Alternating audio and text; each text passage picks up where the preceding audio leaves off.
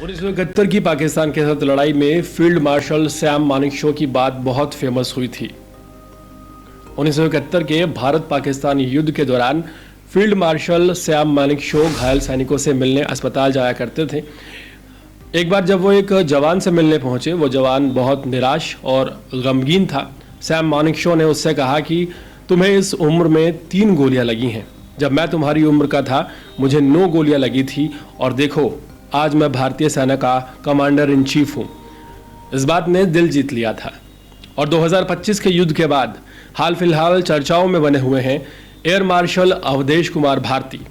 Media से बात करते हुए उन्होंने स्पष्ट रूप से एक बात कही, our job is to hit the targets, not to count the body bags.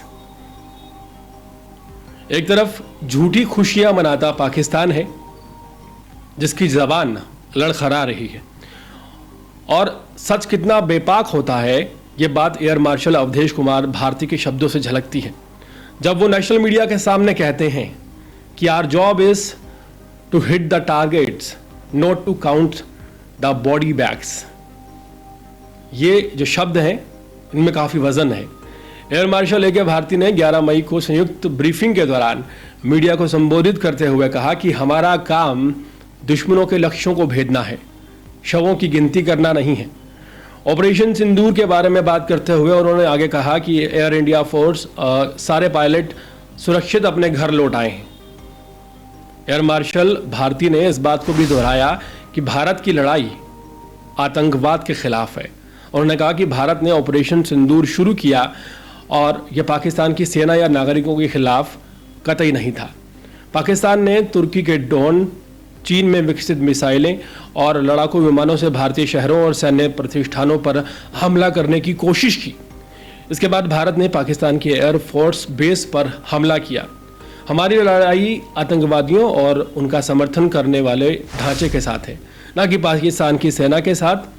हालांकि ये दुख की बात है कि पाकिस्तानी सेना ने हस्तक्षेप करने और आतंकवादियों के लिए बैटिंग करने का फैसला किया, जिससे हमें उसी तरह जवाब देने के लिए मजबूर होना पड़ा। एयर मार्शल ए के भारती ने यह साफ तौर पर कहा कि ये एक अलग तरह का युद्ध था और ऐसा होना तय था। भगवान ना करे कि एक दूसरा युद्ध हो। अगर हम एक और युद्ध लड़ते हैं तो वो इस युद्ध के बिल्कुल अलग होगा।